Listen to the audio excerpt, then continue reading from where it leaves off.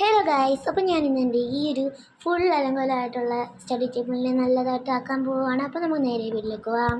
First ഞാൻ എൻ്റെ study ടേബിളിലുള്ള full മുകളിൽ ഇരിക്കുന്ന സാധനങ്ങളെല്ലാം മാറ്റി ആദ്യമേ ഒന്ന് റെഡിയാക്കി വെച്ചു. പിന്നെ താഴോട്ട് പോകണം. അപ്പോൾ ഞാൻ ആദ്യമേ ഇതൊന്ന് തുടച്ച് വെച്ചിട്ട് ബാക്കി താഴോട്ട് പോയി.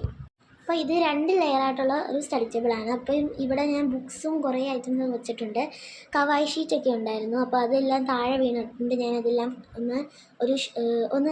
ഒരു ബാനിട്ട് കെട്ടി വെച്ചിട്ടുണ്ടായിരുന്നു. പിന്നെ ഞാൻ എൻ്റെ ടെക്സ്റ്റ് ബുക്സ് ഐറ്റംസൊക്കെ മാറ്റി. ജേണൽ ഐറ്റംസൊക്കെ ഞാൻ ഈ വെച്ചെടുത്തു എന്നൊക്കെ താഴെ വീണുകൊണ്ട് അതൊക്കെ മാറ്റി ഞാനൊന്ന് ക്ലീൻ ചെയ്തു. പിന്നെ അടിയിലത്തെ ഷെൽഫ് ഫുൾ ഭയങ്കര പേപ്പറും എല്ലാം ആയിട്ട് കിടക്കുന്നതുകൊണ്ട് ഞാൻ ആദ്യമേ ഇതെല്ലാം മാറ്റി വെച്ചിട്ടുണ്ട്. കണ്ടോ, ഇതുപോലത്തെ ടെക്സ്റ്റും പേപ്പേഴ്സും ഒക്കെ മാറ്റി നല്ല ക്ലീനാക്കി. പിന്നെ ഞാൻ ജസ്റ്റ് ഒന്ന് തുണിയൊക്കെ വെച്ച് ജസ്റ്റ് ആ പൊടിയൊക്കെ ഒന്ന് കളഞ്ഞിട്ടുണ്ടായിരുന്നു. ഞാനൊന്ന് പഠിച്ചൊക്കെ ആയിരുന്നു. അപ്പോൾ ഇതെല്ലാം ഇവിടെ കൊണ്ട് വെച്ചിട്ട് അങ്ങ് പോയി. അപ്പോൾ എൻ്റെ കവായി ഷീറ്റ് ഞാനിത് ഒന്ന് കെട്ടി വെച്ചിട്ടുണ്ട്. പിന്നെ അതിൻ്റെ അടിയിൽ നിന്ന് കുറേ കവായി ഷീറ്റ് കിട്ടി, വീണ്ടും ഞാനത് വെച്ചിട്ടുണ്ട്.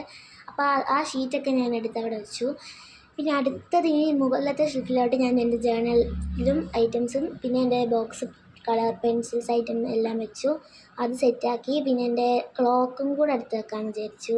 ക്ലോക്ക് വെച്ചു. പിന്നെ കുറച്ച് കീയുടെ ഐറ്റംസൊക്കെ വെച്ചിട്ട് പിന്നെ ഞാനൊരു വാൾപേപ്പർ ഉണ്ടായിരുന്നല്ലോ, അത് അടിയിൽ വെച്ചിട്ട് ബുക്കും എല്ലാം വെച്ചു. പിന്നെ ഗൈസ്, ഇതാണ് എൻ്റെ ഷെൽഫ്. ഈ ഷെൽഫിനകത്തുള്ളത് മാറ്റിയിട്ട് നല്ല ഓർഗനൈസ് ചെയ്തു. അപ്പോൾ ഇത്രയേ ഉള്ളൂ. ഞാൻ വൃത്തിയാക്കി. അപ്പം നമ്മുടെ ചാനൽ സബ്സ്ക്രൈബ് ചെയ്യണം. ബൈ.